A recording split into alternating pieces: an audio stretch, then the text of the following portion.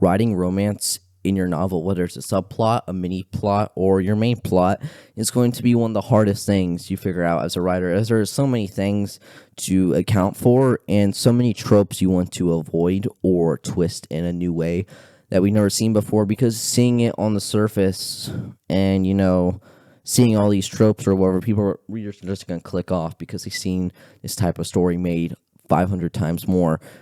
And yeah, we'll get into this. Hello, friends. Whether you come from comment sections to emails to recommendation pages. Hello. My name is Ryan, the author, and this is The Path in the Pen. Well, it's your first time here, you're a recurring character in this place I call my narrative, my community. It's a pleasure to see you here today. Can't stress that enough. Let's begin. So, starting off strong, I feel like basically you have to make the characters that are going to be together, your romance, any of them, have to complement their strengths and complement and strengthen their weaknesses, right? Because that is how you build a dynamic. That is how you build chemistry. That is how you do that, right? They have to do some of this stuff. They have to complement some strengths and strengthen weaknesses for one another, and you can get a lot of chemistry from just that. And the next thing I had to just clarify is you have to know your characters to write romance. You have to know who they are and what they do and all that. You have to know them on a whole different level. And my last podcast episode goes about a whole new exercise you can do about this. Check it out if you haven't already.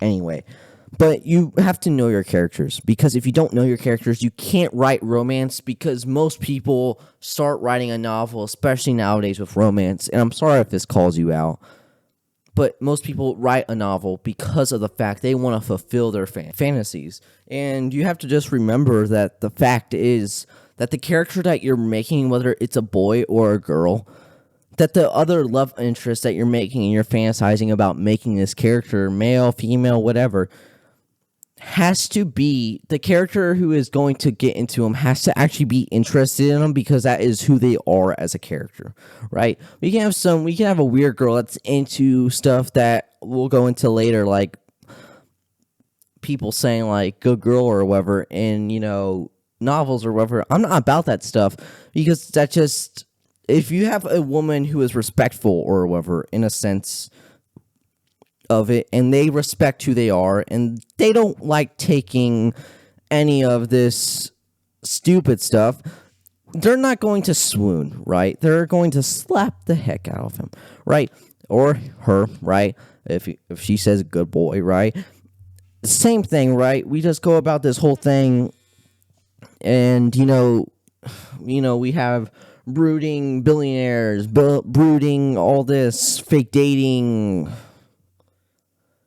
enemies to lovers, and you can make that in a whole different way, which we'll go over later, but you have to make everything unique to yourself, or else, and you have to show that at the start so your readers don't think it's just going to be a normal enemies to lovers story. You have to show at the beginning of the romance plot point that this is no normal with a common trope. This is not a normal story using said common trope. And I've said this before, right? But like I was saying, is that you have to make a character who's actually interested in them. I don't care if you're male, female, or other writer. You have to make sure that basically you have to look at your characters and make sure that they are compatible together and they strengthen their weaknesses and they almost sort of keep and grow their strengths. And I've seen this thing, or whatever, I think I've seen it online somewhere, but your characters are not supposed to fall together. Not just that, they can fall in love together. That's peachy, right? But they also grow for one another, because we see the best romantic relationships, they grow with each other, and we get to see that the fact that they have a relationship is able to bring them about that growth because they have a partner to do it with. And you can we see this with many things about people overcoming grief in stories, and overcoming loss, and overcoming previous manipulation, and overcoming all these challenges that wouldn't be possible for the character that you created and their unique traits wouldn't be possible to break without someone else by their side. And this can be a romantic partner or just a friend, right? And you gotta realize all this, right? That your character in a romantic plot or subplot, mini plot, whatever, that they have to be compatible for one another. And you can make a character who just loves looks and barely recognizes the person that they fell in love with, their personality. You can make that because that's realistic. But if you really want to bring about that depth and keep your readers absolutely fawning over boy, girl, whatever, you have to make sure that your character, if they are not that type of person, they fall in love with the personality first before more physical features, right? Because a physical feature in real life can catch someone's eye. Personality makes someone stay. And yeah, it goes from there. And I can't speak about, like spicy stuff. This is YouTube, man. Can't speak about any of that, but it's, you gotta just think about, are they for each other, right? And you can even integrate the plot into this, right? That you can make two characters who are absolutely not for each other, but until they share a common belief, a mission, a common wound, like grief, for example, or, just a dream of a better world, a worse world, whatever. And that is how you can strengthen a couple that you've already made and don't want to remake. You just have to give them something and change the plot just a little bit, right? They have this dream together. They have this wound that they've both had. They have this belief. They have a mission to complete. All that. And, if there's instant attraction or whatever, we're not just going to skip all to the spicy stuff, right? And I hate saying this, is that I love writing. Slow burn romance is what I love writing. And yeah, true love takes time, man. We see this in real life or not out life, and especially in a, I hate to say this, but like in a hypersexualized environment that we live in with social media, yeah, we see a lot of things go south because of the fact of, people getting together and then, they break up a couple months later after, what's the term for it? After puppy love gets over, or, that physical intimacy gets over. And we see that in a novel too, right? So unless you're going to, try making like some tragedy, you don't want to just add, let's just say you are trying to make like a tragic romance. You don't just add the reason they broke up was because they realized they only liked each other for physical stuff, but because of the fact that also because they changed. They grew together, but they grew apart. They just grew apart, right? Because they grew in different directions because they were able to become a different person. Going back to that previous point, they're able to become a different person because of the fact they have this partner, but that actually ends up separating them. You can't just make a breakup just because of physical stuff, because if you think about this trope of, cheating or whatever, a lot of things, that's how people normally start romance stories. Yeah, my boyfriend broke up with me, my girlfriend broke up with me, whatever. Cheating in real life and in novels is emotional and physical. People think it's just a physical, but no, it's an emotional thing as well. You can even get philosophical and say it's a spiritual thing, but you gotta realize that you gotta think about this in a way. If you like sexualized romance, all good, all fine and dandy, I guess. You do you. You have to make the characters see each other. And we're going to dive into that. Do they fall in love with the let's say we're making an enemies to lovers story, all right? We're making that. And it's a subplot, or maybe it's a main plot. Either way, it works. Mini plot, whatever. And the mask they see that the person puts on, because let's say it's an espionage mission and the enemy is in the gates, but the person doesn't realize it, they fall in love with the girl, the guy, whatever, because of the mask that they put on. Now you can go one or two ways after the mask is stopped, right? You can go one way, which the person's disgusted, and you can hit whole tragedy, or even building up to this climax of romantic tension, and you think when the mask is going to come down, what's going to happen? And, we just get anticlimactic central, which it still works, by the way, because it will hit readers in the gut. They don't get together because the man or the girl, whatever, does not recognize the person behind the mask and can't fall in love with the person they actually are. Or you can there's actually three options, so you just went over the first one. The second one is that they realize that the person underneath the mask, they fall in love harder because of the fact that it's almost a mirror identical, that they've dealt with the same stuff, and this is how, you bring about, they help each other's weaknesses, because they're both dealing with grief, right? It's like looking at a mirror or a cracked mirror, that person's reflection, right? They're almost like me, right? So, maybe they'll obviously fall in love harder because they have to get through things together. And the third option is just absolutely adoring who they actually are on the inside. But let's trace back a bit. What if the character, male, female, whatever, sees through the mask since the beginning, and they love the mask personality, but they don't love who they actually are, who they're actually hiding? But then we realize you can do this whole plot twist thing. I'm not saying this is an idea. You can do this whole plot twist thing that they saw through the mask, right? They saw through who the actual person is. Great. But maybe they have another mask, right? They have walls. We have to realize that characters, especially in an enemies to lovers story in a war type environment, are going to have many walls within themselves, many masks within themselves. And that's just life, right? We act differently with certain groups of people, right? If we're going to some formal event, we're going to act polite most of the time. Most people. Some people are going to goof off, right? So, yeah.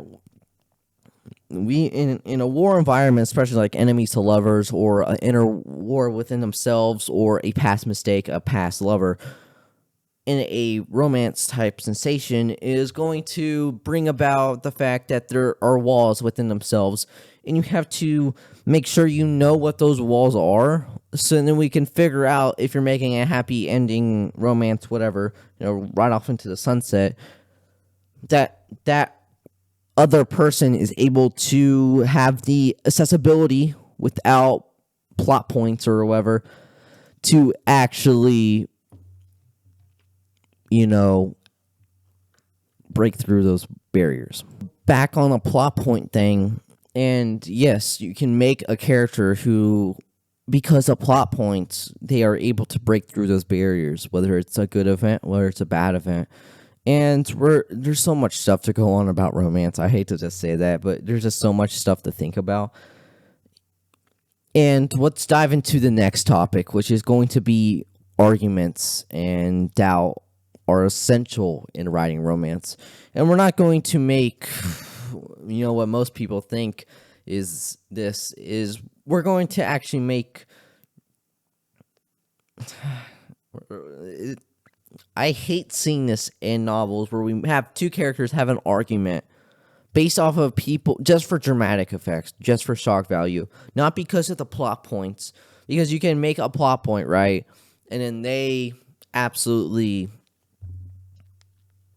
argue because of the plot point, because we get to see this perfect couple or whoever has cracks within the surface. You don't want to make arguments for shock value, right? Because arguments are essential in writing romance. Everyone has them. Every great book has them, and that's what makes them compelling, is how they overcome it or how they fall from it. And basically, it has to fit the characters it just has to fit the characters, right? It has to fit their dynamic together. It has to fit who they are as a person. And next topic's character-driven love. Not you can't just make a character. I went over this before, but just because they look good does not mean they're gonna fall in love right off into the sunset. It has to be their personality, right? So you want to establish, whether it's especially in main plot, who your main character or side character's type is in a personality type thing, or maybe they are actually only into physical attributes until they meet another person and they don't have the physical attributes, but they're the sweetest guy, sweetest girl, whatever. And I always think about this, you can fall, in real life, in books or whatever, you can approach a lass, a gal, a boy, or whoever. You can approach a lad, gal, lass, whatever, okay? You can approach them because I went over this earlier. You can approach them because of the fact, yeah, they look good. Well, I'm going to go ask for their number. I'm going to ask if they want a drink. I'm going to ask. List goes on, right? Basically, what I'm telling you to do is to look over there and make sure that your character, before they get into, that's how a beginning does. But as we advance through the plot, the romance plot point, if it gets to the stage, someone has to fall for someone's mind, heart, and soul normally before they have. I can't say that word. Spicy scenes, right? Before they have spicy scenes, because that is emotional too. And if you can make a plot point where it's not like that, and you can do like a double take on it, right? So they have said spicy scene, and it didn't go how let's just say the girl wanted it, okay? Because of the fact she hasn't fallen for the guy's personality yet. Okay? So then she breaks down over herself and finds out, being a good person, and she changes who they are because of the relationship and because of this experience, to then find emotional resonance and sustain the relationship and sustain the feeling of love. And yeah, and many writers mistake drama for depth. Big fights, big drama fights. After we just went over this section, right? Big drama fights or, steamy scenes equal emotional stakes. No, that's just shock value, right? If it does not contribute to the plot and who your characters are, and it doesn't equal who your characters are, then it does not need to be added.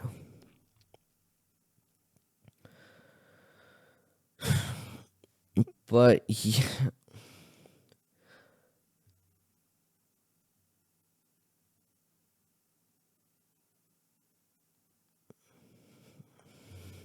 I want to go back over brooding bad boys, right? Brooding bad boys do not equal depth, and we're going to go over, this whole meta aesthetic that modern day romance novels seem to have. And it's, this mysterious, brooding guy just stands and broods in the corner like he has all the knowledge in the world. But you have to understand what makes that guy interesting. Because mystery by itself, that was a reminder. Sorry about that, if you heard that. Mystery by itself is not enough, right? You can have a mysterious brooder. Now, normally, and if you made a book 5 years ago, that would have been enough. But with the, increase of just mysterious brooders, now we stretched it out to why you can't make an emotionally complex character. Why can't you? Like, why can't modern day romance authors just make an emotionally complex man, right? And we see this many times where the man is manipulative or, who's emotionally unavailable, but you have to dive into why, and you also have to realize that mystery, like I've said before, mystery without anything else is nothing good in today's romance.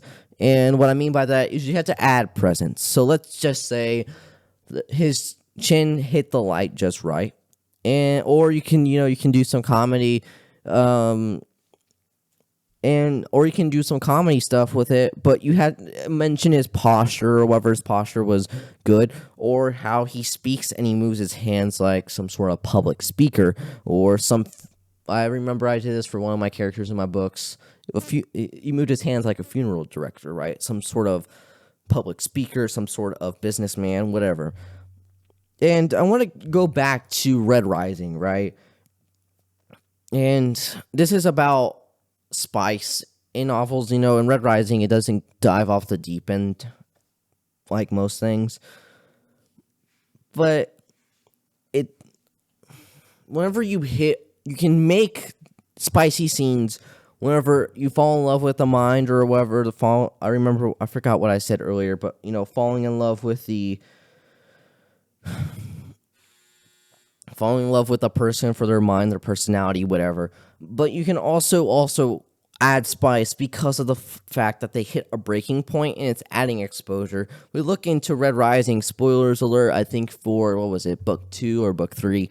If you haven't read it, then skip 30 seconds. I'll be done quick. All right, so basically we're, Darrow Mustang is accusing Darrow of, yeah, you're not doing, Darrow's under all this weight of who he has to be and who he has to be, but he's also falling for Mustang, and that ends up leading to that physical intimacy, right? So it's exposure as a character, and you can add secrets, you can add all these other things to add more depth in your romance, but just don't resort to casual romance of like fake dating. Add your own spin on everything, right? Like we went over enemies to lovers. What if the person underneath the mask is actually just someone really sweet and really emotionally just crash, right? So, yeah. You have to know your characters. I have to repeat this again. You have to know your characters and use intimacy with purpose. Every kiss, every moment to closeness should mean something. It should reflect the emotional stakes of your romance and not distract you from them, right? It's not going to be a distraction. It's not going to be leading off. It's exposure into that person's soul, because that is what physical intimacy is. Anyway, I'm getting philosophical on some dumb stuff, but I know I said "but" 2 times, but I said it again. Okay, so basically, you better have a better understanding of what romance is now. I try my best to explain it and to bring real world scenarios and how you can really make a really good romance in your novel, whether it's tragic, whether it is right off into the sunset, and yeah, basically that's about it. But I have to just say this: is write what you want, but you have to make characters who are able to express your wants. Let's just say you're a female writer and you're making this male character based off of a book you read, right? And I'm not shooting shots at anyone, Yeah, I just seen many people do this, right? Not calling out anyone, of course. I think I actually found these people before I started uploading, so no one I know right now in this community does it, so don't feel offended. But they make a character based off of a book they read, but then they don't make, I've already said this before, but they make this female character, let's just say it's standard romance in that sense, straight romance, and they make this girl character who is entirely different from the author, and so they're not going to like the same things as the author likes. So why would that girl fall in love with the character that they envisioned? Because you basically have to make your girl character almost like yourself in a personality if you're fulfilling out what you like in boy, girl, whatever, right? And I just have to explain that because people get really confused on all this. But always remember, Write what you want. This is all advice. This is all subjective advice. Do not take this advice if you are not comfortable with taking it, but be realistic with yourself and see if any of this can actually help you. If it can, good. If it can't, whatever. This is a 25-minute episode because there's so much more to go about romance, but I tried summing it up. And for the love of God, please don't make every single chapter have a spicy scene in it. I've heard of books like this before where, it's an exaggeration, but I don't care. Every single chapter has some sort of spicy scene. You are distracting yourself from the plot. The plot is not spicy. It is... We doing a soap opera here or something, man? No, we are trying to write romance, right? And, here's an idea. If you want to write romance, try writing some poetry romance. This can help you down the road if you make a male or female or whatever character, and they actually have a hidden poet inside of them, and they start writing love poems, right? And this is another way of showing love other than physical stuff.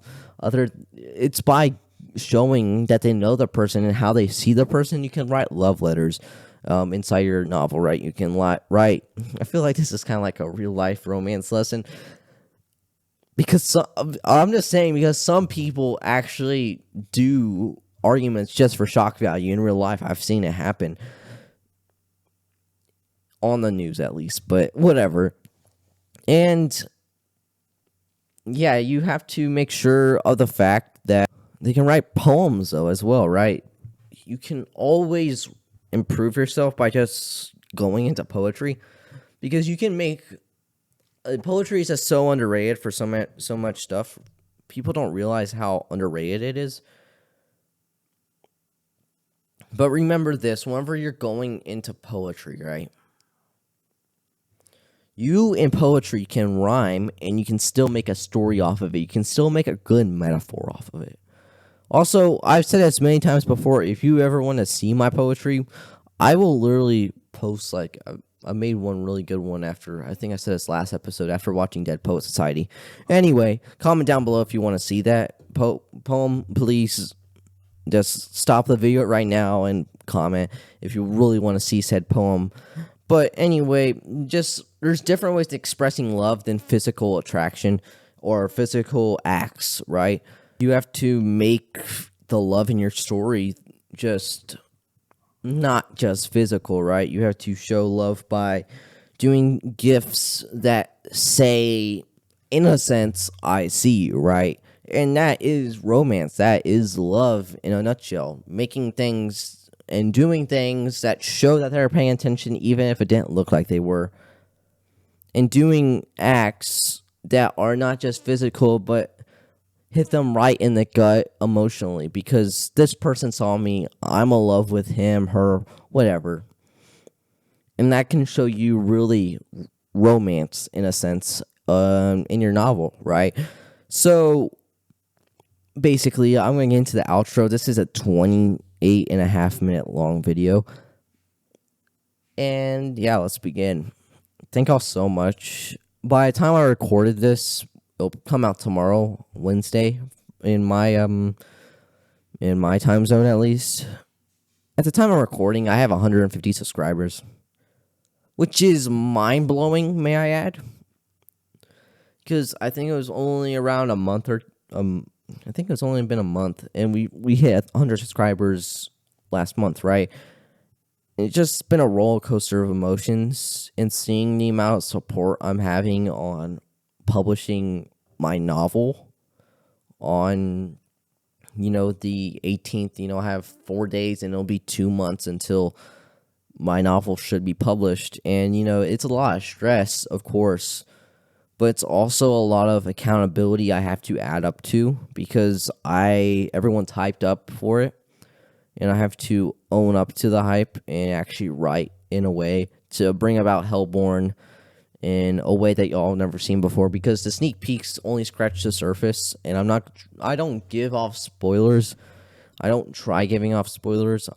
That's no jabs to other creators, but I just don't like giving spoilers for my story.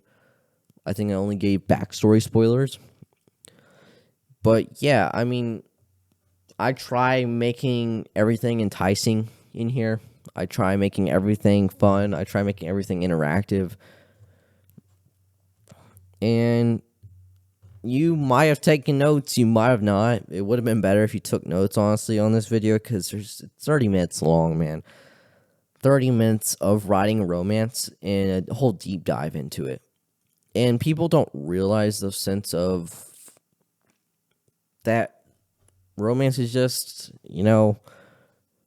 has to feel real. And there are many things that you can do to do that. I went over that all in this 30 minutes and still scratched the surface of it, right? Back to my novel releasing on December 18th. It's crazy. It's really crazy. I wasn't even expecting when I started this in May of 2024 to get to this point. Back then, I was writing poetry, and actually, here's a bit of a hint. I actually wrote song lyrics that it rhymed so much. It was just really long poetry.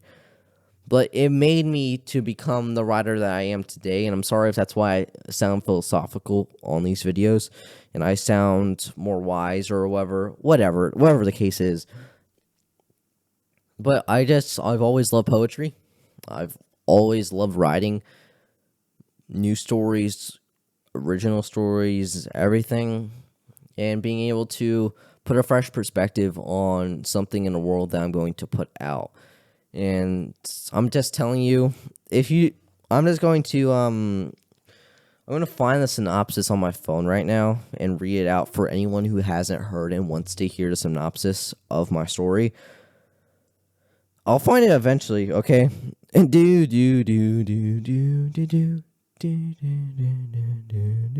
oh, I found it. Narrator voice. Lost is the heirloom of war, passed down and down the totem pole. The Javar War, Gratians versus Dovians, has dragged on for half a century and is no different. A war where threats are not empty, where funerals are free, yet plentiful, and where last names are considered curses in one place, but hope in another. 3 Dovians fight despite the world meant to break them. One sleeps because that is the only way to see what was lost one more time. One buries himself beneath the weight of his father's name. One seeks peace in a world that only offers blood. Are the lucky the ones who left the world early, or the ones who still remain? Okay, so yeah, that's it. And yeah, or whatever. I can go.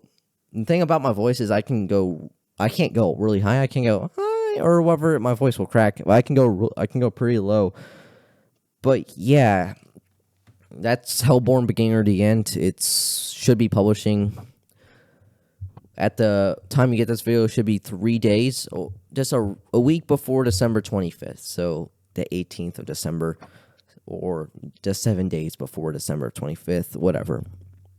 I'm going to let you go. This outro's been pretty long. I've always make my outros long. If you actually stayed, comment down below that you actually made it, okay? And I'll let y'all go, all right? Okay, yeah. Y'all have a great day. I can't express that enough. Y'all have a great day. Keep writing, keep reading, whatever. Keep doing you. Be comfortable in your own skin. Be comfortable who you are becoming. And if you don't like who you are becoming, then you have to change your mindset, change who you are, change your environment, all of that. Y'all have a great rest of your day. Have a great rest of your day. And see you in the comments. See you on the next video. Thank y'all. Bye.